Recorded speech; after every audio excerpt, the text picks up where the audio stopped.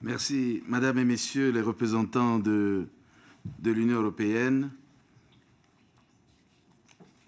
Messieurs les représentants des Nations unies, Monsieur le vice-président de la Banque mondiale, Messieurs les représentants du Fonds monétaire international, Monsieur le vice-président de la Banque africaine de développement, Mesdames et Messieurs les représentants des institutions internationales, Mesdames et Messieurs les représentants des pays amis, distingués invités, Mesdames et Messieurs, nous sommes arrivés au terme de la conférence internationale en faveur de la République centrafricaine, qui, je suis heureux de le souligner, a tenu toute sa promesse. Permettez-moi d'abord de réitérer les remerciements du gouvernement et du peuple centrafricain, à vous tous, participant à cette conférence sur le financement du plan de relèvement et de consolidation de la paix en Centrafrique pour la période de 2017 à 2021, pour avoir répondu favorablement à notre invitation.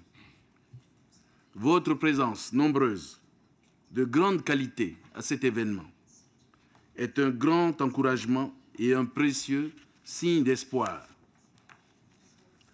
Les réponses positives que vous nous avez données confirment à suffisance cet espoir et vont galvaniser les programmes prévus et faire en sorte que ce plan de relèvement soit la réussite que nous attendons tous.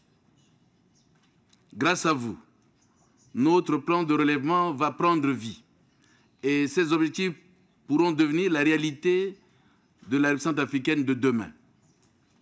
Je tiens donc à saluer cet engagement renouvelé et encore accru des partenaires techniques et financiers à nos côtés. Nous le considérons comme un signal fort de la confiance que vous portez à la fois à nos ambitions, à notre détermination pour les atteindre et à notre approche pour les concrétiser. En effet, le plan que nous vous avons soumis a mobilisé plus de 100% de l'enveloppe attendue pour les 3 premières années.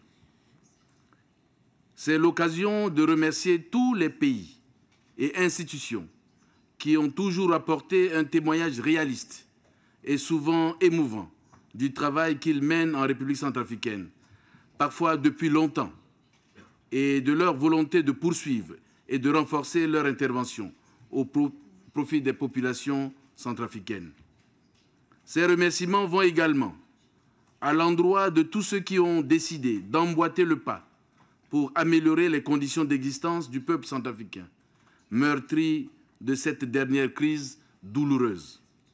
Qu'il me soit permis de souligner combien cette fidélité nous touche, et je suis certain d'exprimer ici le sentiment de tous les Centrafricains et de toutes les Centrafricaines à l'endroit de la communauté internationale, résolument engagée à appuyer les efforts du gouvernement pour apporter des réponses à leurs préoccupations. Honorables invités, Mesdames et Messieurs, j'ai bien noté les récurrentes inquiétudes de certains d'entre vous relatives à notre capacité d'absorption des ressources, plus précisément celles mobilisées et la mise en œuvre effective de ce plan de relèvement. J'espère que les éléments que je me propose de vous présenter en 3 points seront susceptibles de répondre à vos interrogations. Le premier est notre volonté de réaliser la réconciliation et la cohésion sociale comme socle de la consolidation de la paix. Le second est notre détermination à mettre en œuvre dans les meilleurs délais ce plan de relèvement ambitieux, malgré une situation politique, économique et sociale difficile, pour les raisons suivantes. D'abord, celle liée aux nombreuses attentes de notre peuple, mais aussi celle des défis exogènes que nous devons relever. Mais le réalisme de nos ambitions tient encore davantage à l'importance des réformes structurelles que nous avons commencé à entreprendre et que nous sommes décidés à poursuivre. Elle est la marque de notre combativité, de notre approche mobilisatrice et participative, de notre volonté et de notre capacité de trouver des solutions innovantes à des problèmes posés de longue date. En un mot, à refuser la fatalité et à prendre en main notre destin. C'est parce que notre action sera constamment menée avec les mêmes méthodes qu'il nous sera possible de trouver encore des initiatives présentant la même force dans d'autres domaines tels que ceux de l'éducation, de la santé ou de la promotion du secteur privé, des perspectives d'accélération de notre croissance et de la hausse de nos recettes fiscales. Au plan de l'utilisation diligente et efficiente des ressources financières mobilisées, notamment auprès des partenaires que vous êtes, nous n'avons pas occulté nos faiblesses actuelles. C'est parce que nous les connaissons que nous nous sentons la force de les éliminer pour atteindre les standards tout à fait honorables.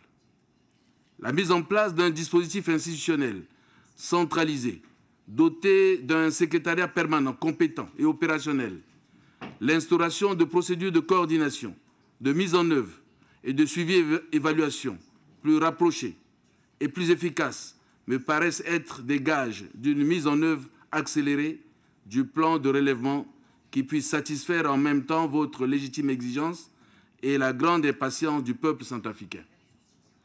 Le troisième point est aussi notre appel au secteur privé, dont l'action complétera utilement les ambitions de ce plan, d'assurer le plein emploi et une croissance soutenue essentielle pour la stabilité à long terme. Honorables invités, mesdames et messieurs, les partenaires techniques et financiers de la République centrafricaine que vous êtes ont tous manifesté leur disponibilité à contribuer globalement au financement du programme prioritaire de 3 ans que nous avons présenté. Ceci à hauteur de 2,268 milliards de dollars US, soit 141% du montant recherché pour les besoins prioritaires des 3 premières années. Encore que ce montant ne comprend-il pas les probables engagements des pays et institutions qui ont manifesté leur vigoureux soutien, mais qui, en raison de leurs procédures internes, n'ont pas pu annoncer le montant de leur financement. Il ne comprend pas non plus les contributions de quelques institutions qui n'ont pas pu être présents à ce grand rendez-vous. Vous comprenez donc l'émotion qui mettrait en 7 minutes, l'immense satisfaction que je ressens et la profonde reconnaissance que je tiens à vous exprimer tous. Je ne peux m'empêcher de penser aux 5 millions de Centrafricains qui ont les yeux rivés sur Bruxelles et sur notre réunion. Nous allons pouvoir leur dire que les amis de la République centrafricaine sont à leur côté, plus nombreux et plus fidèles que jamais, que leurs besoins ont été compris et leurs espoirs entendus. Je leur lance donc un appel pour qu'ils s'investissent de toutes leurs forces et avec confiance dans la paix, la cohésion sociale et le vivre ensemble, de manière à créer les conditions de réussite de la mise en œuvre de ce plan. Grâce à vous tous, encore une fois, le plan de relèvement et de consolidation de la paix a vraiment commencé. Toutes ces composantes pourraient être menées. Nous sortons de cette conférence déterminés à prendre toutes les dispositions pour mettre en œuvre les différents piliers stratégiques de ce plan.